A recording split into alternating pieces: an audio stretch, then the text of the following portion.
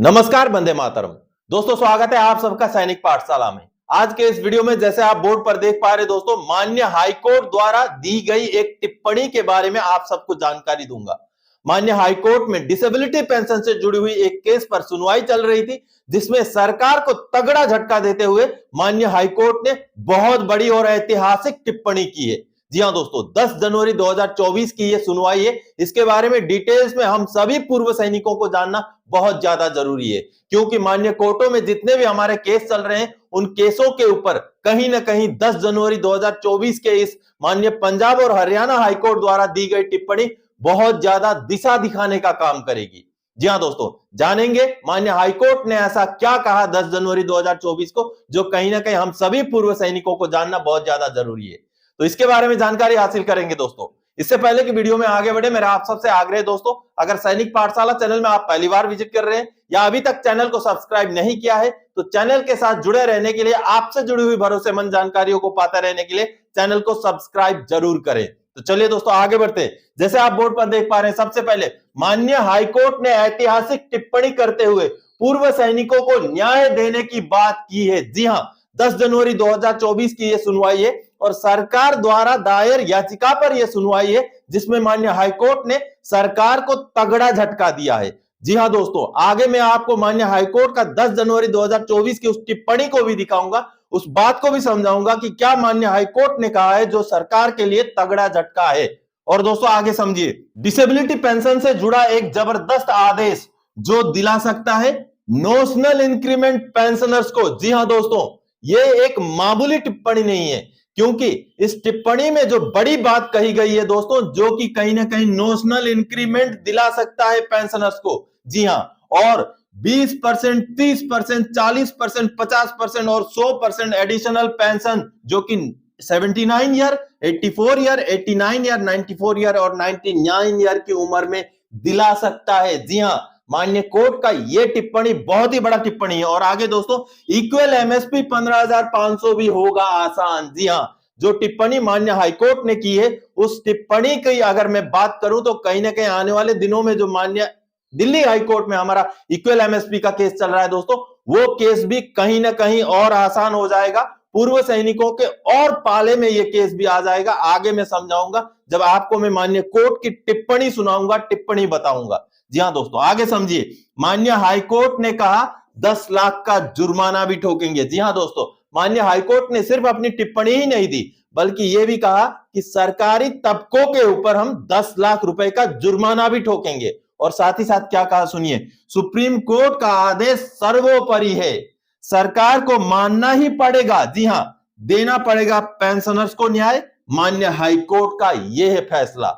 जी हां दोस्तों, हालांकि अभी फाइनल जजमेंट, फाइनल फैसला नहीं आया है, लेकिन माननीय कोर्ट ने जो जजमेंट दिया है, जो अपनी बातें रखी है, जो टिप्पणियां की हैं, उसको मैं समझाता हूं। चलिए उसको देख लेते हैं। दोस्तों, माननीय चंडीगढ़ हाईकोर्ट में चल रहे एक केस की सुनवाई का ब्यौरा है ये, जो कि केस नंबर आप देख पा रहे हैं। और ये केस भारत सरकार बनाम बलविंदर सिंह का केस है, जो कि डिसेबिलिटी पेंशन से जुड़ा हुआ केस है। अब इस केस में जो सुनवाई हुई थी दोस्तों, वो सुनवाई हुई थी 10 जनवरी 2024, जैसे आप यहां पर डेट देख पा रहे हैं। अब 10 जनवरी 2024 को माननीय कोर्ट ने जो सुनवाई की है, उस सुनवाई से जो बड़ी बातें सामने आई है दोस्तों, जो हम सभी पेंशनर्स को जानना बहुत जरूरी है, जो कहीं ना कहीं आगे आने वाले समय में माननीय सुप्रीम कोर्ट के आदेशों को मानने के लिए सरकारों को विवश कर सकता है। अब इस केस में फाइनल जजमेंट नहीं आया है। इस केस की अगली सुनवाई 16 जनवरी 2024 को है।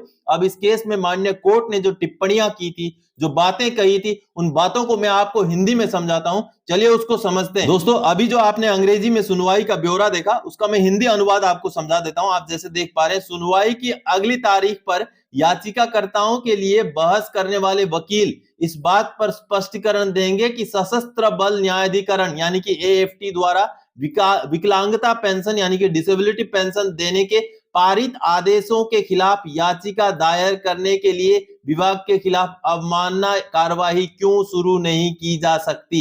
एक बार मुद्दा इसके संबंध में Dharmveer Singh versus union of India case number ये है, और आगे union of India versus Rajveer Singh case number ये है, में माननीय सर्वोच्च न्यायालय द्वारा दिए गए निर्णय के साथ अंतिम रूप प्राप्त हो चुका है। यानी कि माननीय कोर्ट ने कहा है कि सरकारी पक्ष यानी कि इसमें जो याचिका करता है वो सरकारी पक्ष है, सरकारी पक्ष के ऊपर माननीय कोर्ट के अवमानना का क्यों नहीं केस चलाया जाए, क्योंकि डिसेबिलिटी पेंशन के ऊपर ऑलरेडी माननीय सुप्रीम कोर्ट ने जजमेंट दे चुके हैं, यानी कि Dharmvir Singh versus union of India और Union of India versus Rajveer Singh वाले केस में माननीय सुप्रीम कोर्ट द्वारा इसके ऊपर फाइनल जजमेंट दिया जा चुका है। लेकिन बावजूद इसके एएफटी के फैसले को क्यों चैलेंज किया गया, क्यों हाईकोर्ट में लेके आया गया, तो इसके ऊपर क्यों नहीं सरकारी तबकों के ऊपर, उन अधिकारियों के ऊपर अवमानना का केस चलाया जाए, इसमें यह बात इस लाइन में कही है। आगे दोस्तों वह इसको भी स्पष्टीकरण करेंगे कि इस मामले में याचिकाकर्ताओं पर 10 लाख रुपए का जुर्माना क्यों ना लगाया जाए, यानी कि याचिकाकर्ता यानी कि भारत सरकार, और माननीय कोर्ट ने यह भी कहा है कि अगली सुनवाई में इस बात की भी स्पष्टीकरण की जाएगी कि क्यों नहीं भारत सरकार के ऊपर 10 लाख रुपए का जुर्माना लगाया जाए, क्योंकि जो माननीय सुप्रीम कोर्ट द्वारा जब जजमेंट दिया जा चुका तो उसको चैलेंज करने का क्या मतलब बनता है। आगे माननीय कोर्ट ने यह टिप्पणी की है, संबंधित विभागों का एक वरिष्ठ अधिकारी सुनवाई की अगली तारीख पर अदालत में उपस्थित रहेगा, यानी कि अगली जो तारीख है यानी कि 16 जनवरी 2024 में जो है संबंधित विभाग यानी कि डिफेंस मिनिस्ट्री का कोई वरिष्ठ अधिकारी, बड़ा अधिकारी जो है सुनवाई के दौरान वहां पर रहे, क्योंकि माननीय कोर्ट ने ये जो सख्त जो टिप्पणी की है वो बड़े अधिकारी के सामने जो है स्पष्ट मैसेज, स्पष्ट जो है अपनी तरफ से दो टूक बात, दो टूक राय माननीय कोर्ट रखना चाहती है। तो अगले 16 जनवरी 2024 की जो सुनवाई है वो बेहद महत्वपूर्ण है और पेंशनर्स के फेवर में इस तरीके से माननीय कोर्ट द्वारा अगर जजमेंट दिया जाता है तो कहीं ना कहीं ये नजीर पेश कर देने वाली बात होगी दोस्तों, क्योंकि कई सारे ऐसे मुद्दे, नोशनल इंक्रीमेंट पर भी माननीय सुप्रीम कोर्ट का फैसला आ चुका है, एडिशनल पेंशन जो 79 ईयर, 84 ईयर, 89 ईयर, 94 ईयर या 99 ईयर खत्म करते ही मिले, इसके ऊपर भी कई सारे हाई कोर्ट्स के फैसले आ चुके हैं। और हमारा जो इक्वल एमएसपी का केस है 15,500 सारे जेसीओ जवान को ही एमएसपी दिलाने के लिए, उसके ऊपर भी माननीय दिल्ली हाई कोर्ट में केस चल रहा है। अगर उस केस में भी माननीय हाई कोर्ट द्वारा अगर कोई पॉजिटिव फैसला आता है तो उसको भी लागू करने के लिए सरकार के ऊपर कहीं ना कहीं प्रेशर बनेगा, अगर इस तरीके के जजमेंट जो है माननीय कोर्ट द्वारा दिए जाएं तो आप सबने देखा दोस्तों, माननीय हाईकोर्ट चंडीगढ़ द्वारा जो ये फैसला, ये जो टिप्पणी की गई है, जो कहीं ना कहीं सरकार को एक दिशा निर्देश दिखाने का काम कर रही है कि माननीय कोर्टों ने अगर किसी विषय के ऊपर जजमेंट दे दिया तो उसको बार बार गुहार लगाना कहीं ना कहीं कोर्ट का कंटेम्प्ट है, यानी कि माननीय कोर्ट की अवमानना है। तो सरकार को इस तरीके के काम ना करते हुए माननीय सुप्रीम कोर्ट द्वारा कम से कम जजमेंट दिए जाने के बाद तो जो है चीजों को इंप्लीमेंट करना चाहिए, उनको बार बार लटकाना नहीं चाहिए। इस बात की ओर माननीय कोर्ट ने सख्त तरीके से अपने इस जजमेंट में, अपने इस टिप्पणी में, अपनी इस सुनवाई में इस बात को क्लैरिफाई किया है।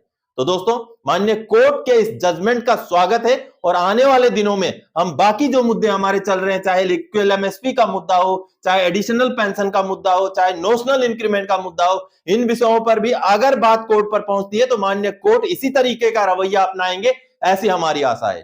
तो आज के इस वीडियो में इसी जानकारी के साथ आया था। आगे और कोई जानकारीदायक आपसे सरोकार रखने वाला विषय लेकर मैं फिर से हाजिर हो जाऊंगा। तब तक के लिए जय हिंद दोस्तों।